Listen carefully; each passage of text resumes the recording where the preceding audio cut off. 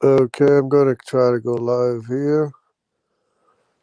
I just ran across a video. It's a James Tour video. Dr. James Tour uploaded it 5 days ago. And we were just having a discussion today on Sal's channel about ice being an example of a decrease in entropy. And he just happens to be talking about it here in this video with a Dr. Brian Miller, and I put the address in the comments, and this Dr. Brian Miller is very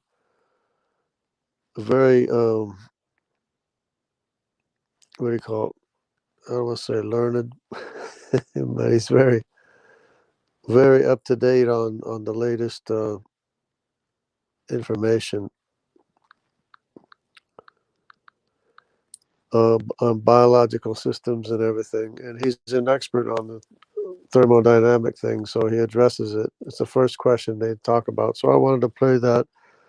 I'm not going to play the whole entire video because if I played the whole entire video, it'd be too long because, see, it's an hour and 16 minutes.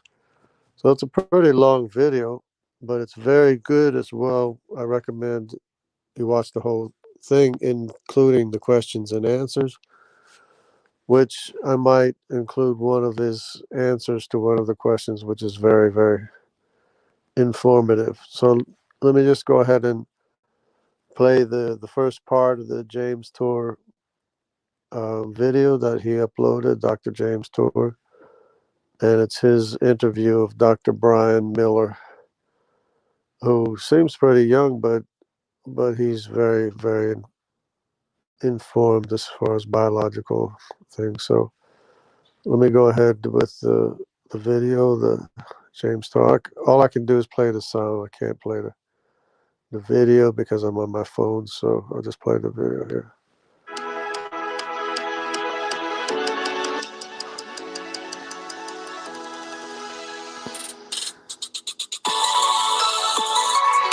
I have to play the introduction.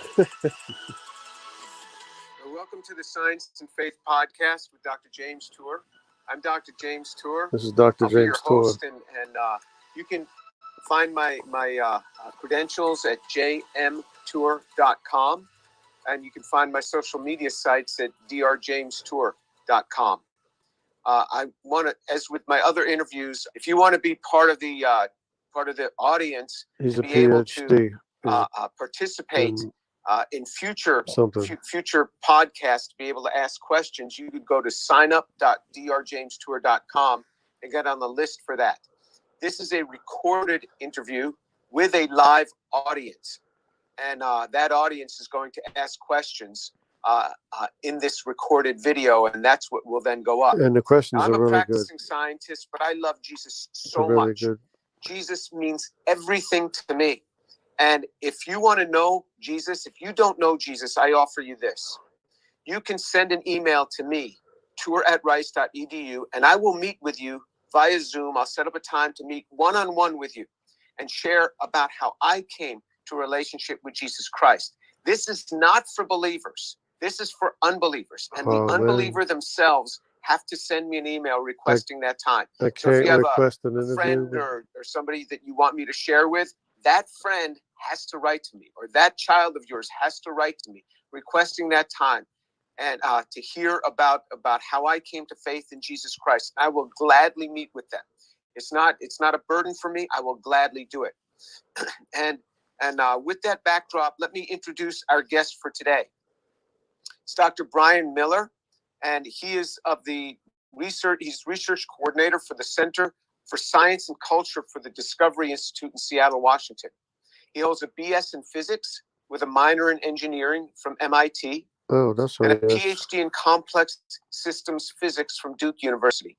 He has extensive expertise in the application of thermodynamics and information theory to the problem of the origin of life. A little bit. He knows His other a little interests bit. include how the effects of mutations on the stability of protein folds relate to the rarity of functional proteins and their application of engineering concepts in biological systems. He's also a technical consultant for thestartup.com, a virtual incubator dedicated to bringing innovation to the marketplace. And with that, I introduce our guest, Brian, and Dr. Brian Miller. The first question I want to ask you is this. With all of your education, how is it that you can believe in something so amazing as the physical resurrection of Jesus Christ? It's good information too. Well, it'd be helpful if I shared a little of my background. When I went to MIT, I became pretty convinced God didn't exist. I read Richard Dawkins' book, The Blind Watchmaker. I was told the Bible is just a bunch of fairy tales. And I realized that if God didn't exist, then life was pretty much pointless, that I'm just going to die and cease to exist. It doesn't matter if I'm happy or sad or kind or cruel. And I remember just in my room, I said, God, I don't know if you exist, but if you do exist, you have to prove it to me because I'm a scientist. I didn't know if that was fair, but that's just the way it was. And that sort of put me on a course where I could really see God's providential hand in my life, where I was able to meet leaders in the field of faith and science, people that were experts in the resurrection. And it was really a two-part journey. One is I came to realize that science points to a creator at every level, from the design of our universe. Did you hear what he said? Science points to a creator at every level. And this is one of the things that I've been learning since I've been in the creationist realm, or the creationist YouTube, what do you call it, atmosphere or community. I'm jungle jargon, of course, but here I go. I lost the thing already. So, yeah, that everything points to God. Everything is a result, and of the supernatural, and result of God. So that's exactly what he said right there. To the design of our planet, to the design of our cells, to the design of ourselves. And I would add even the atoms themselves. The atoms themselves. I don't know why more people don't talk about it, but the atoms themselves are essential working parts. And I'm a mechanic. I never saw one working part make itself ever. And here in this universe, we have 20 or more elements that are all essential working parts, and 20 additional elements that are beneficial to life. And this is just something that doesn't happen. He also addresses in the same video that it would be like getting a natural formation of parts, the pouring of metal to make a working part. That's the exact same thing as what all the 20 elements are.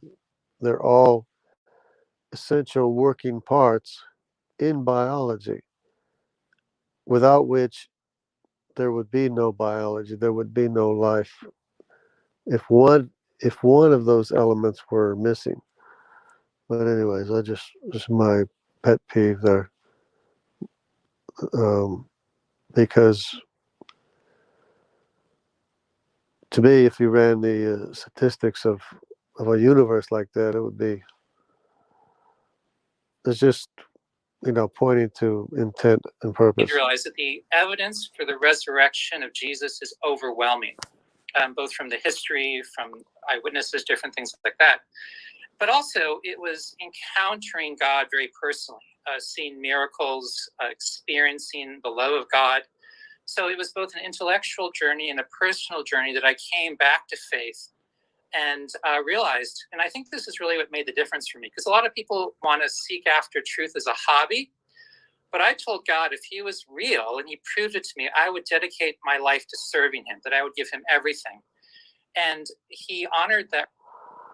Yeah, this is something where I don't know if I haven't heard too too many people talk about it here in the United States, but it's the dedication of your life to God and to His service and to His work.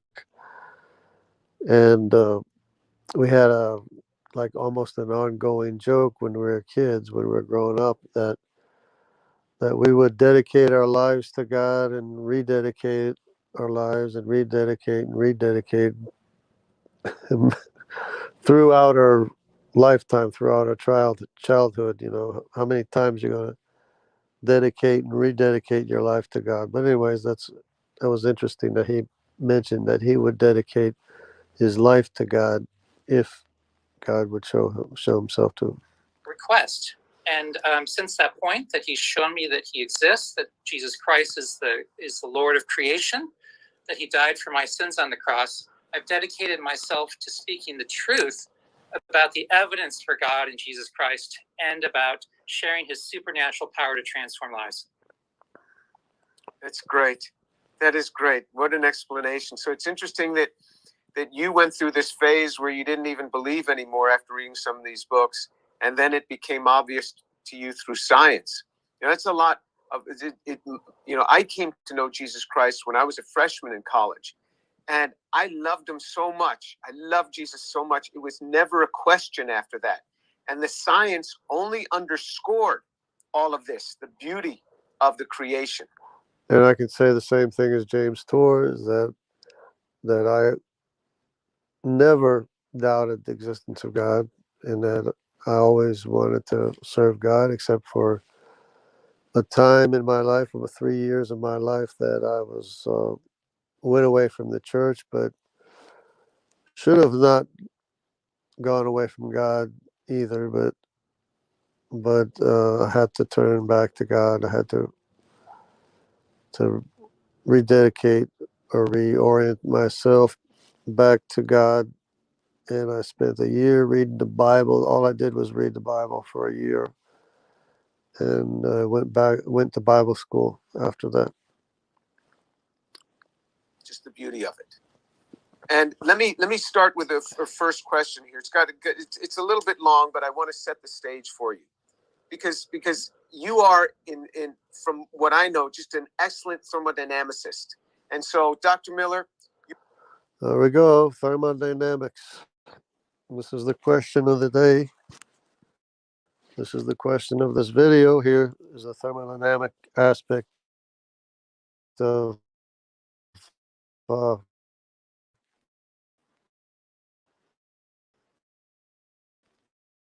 ice. With some people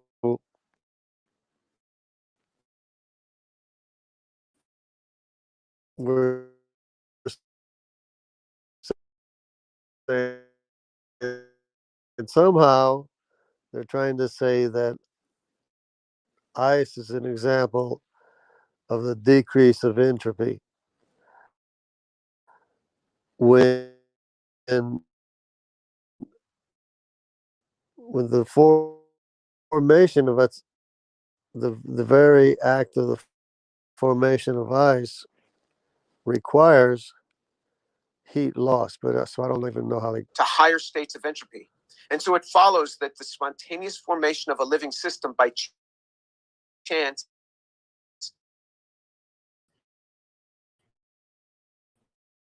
is unlikely. As Hoyle put it, it's like the chance of it. Some systems do move from high to low entropy state. For example, ice has a lower energy state than water. this is funny. So listen to his explanation. What happens with ice and the requirement for life, and how all that relates to prebiotic place, where abiogenesis is before biology takes over. This is the origin of life. How did that first living system form?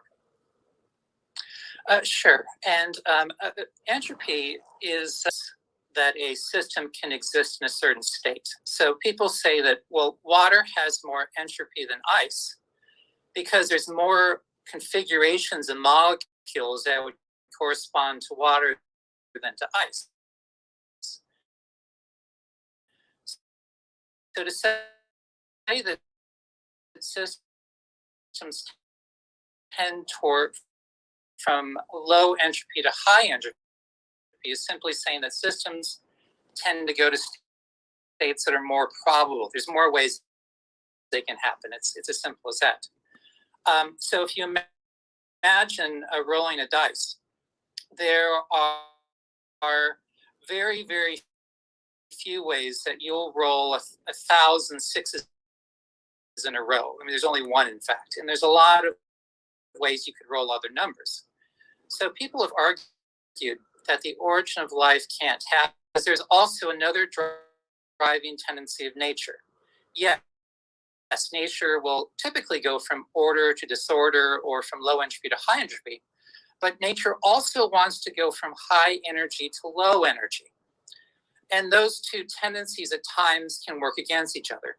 So the reason that water will freeze and turn to ice in low temperature is because the attractive forces between the water molecules mean that ice is a lower energy state than water is.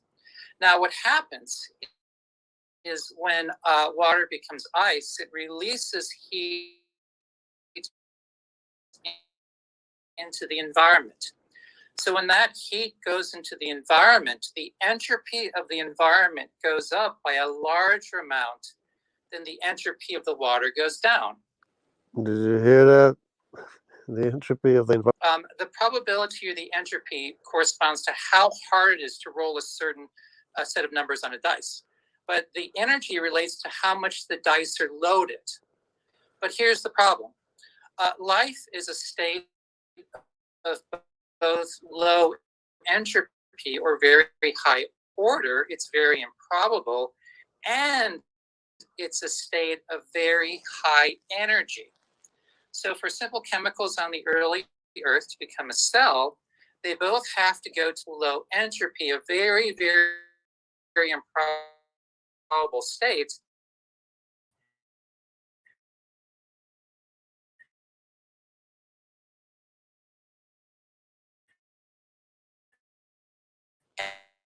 And they have to absorb energy from the environment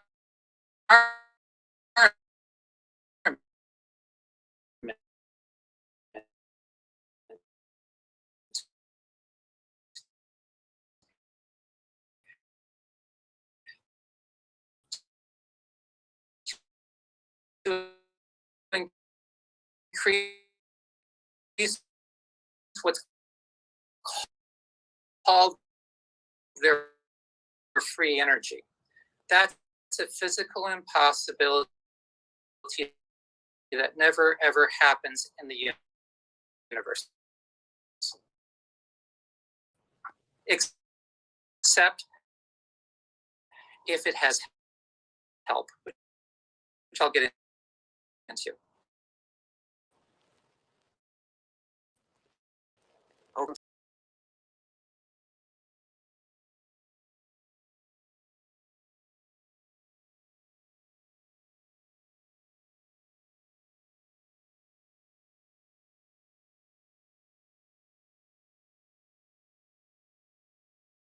Hundred amino acids. I think you meant genes. Sorry about We're going to that. need minimally 100.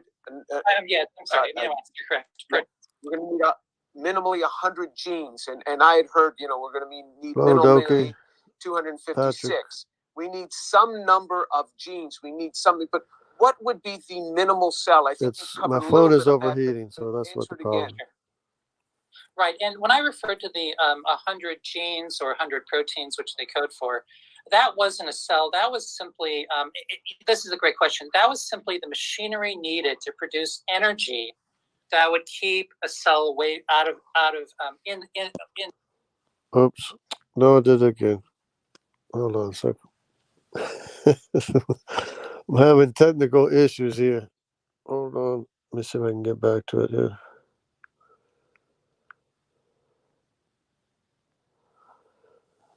If I can find it again. See what happens here. My one phone is overheating. It's got a bad signal. Now this other one is not even connecting. Wait a minute.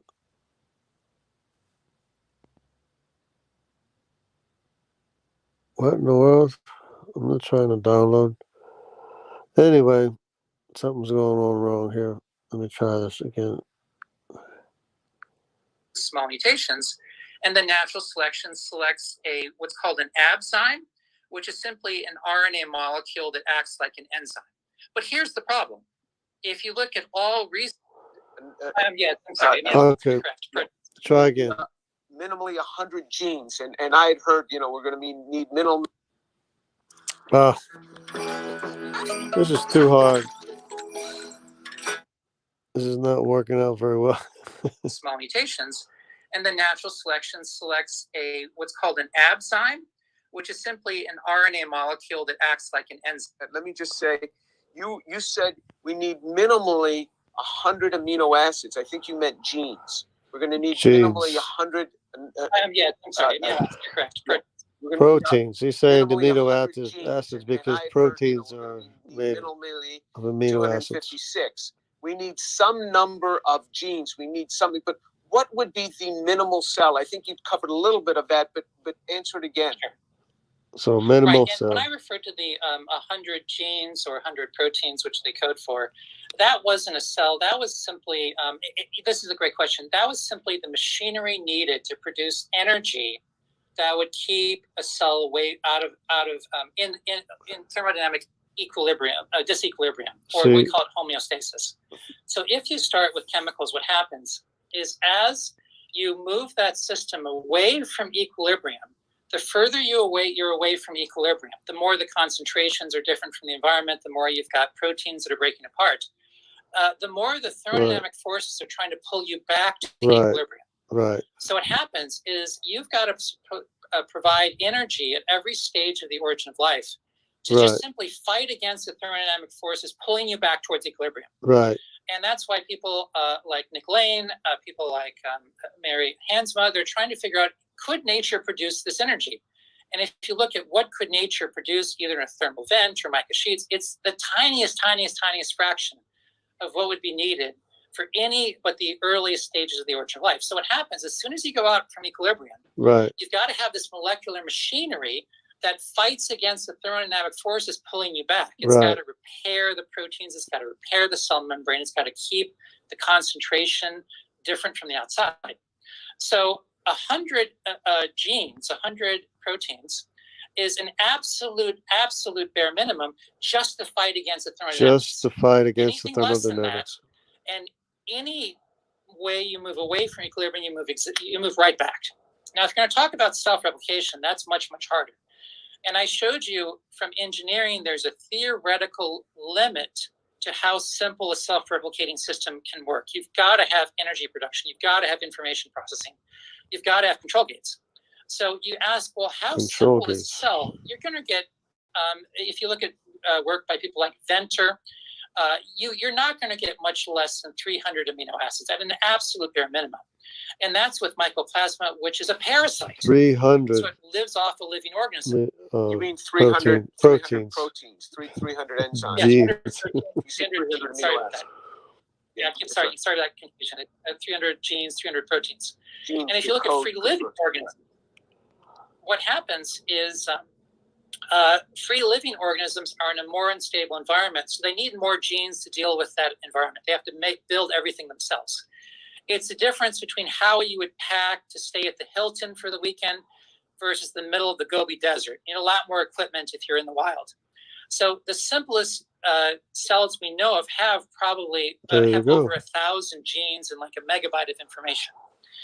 So if you think about how simple can a cell get before it can no longer fight against thermodynamics, it can no longer self-replicate, you're dealing with hundreds of genes at the absolute minimum. Just to fight against thermodynamics is at least 100. So to go from here to here is an enormous barrier where you need probably at least like a megabyte of information, and you need very complex energy tools. So that's the situation. Fighting against thermodynamics. Okay, so that's what it's all about. It's all about fighting against the thermodynamic tendency to go from order to disorder, or from a low state of entropy to a high state of entropy. Makes lottery looks like good chances, that's for sure. And that's 300 proteins, which is thousands of amino acids. So it's and you need the genes and you need the information to do that. So it's just out of the question. But anyways, I thank you for your participation, Doki Doki Bible Club, and that's about all I want to show is the fighting against the thermodynamics. But I included the link in here for that video, and I recommend watching the entire video because the entire video is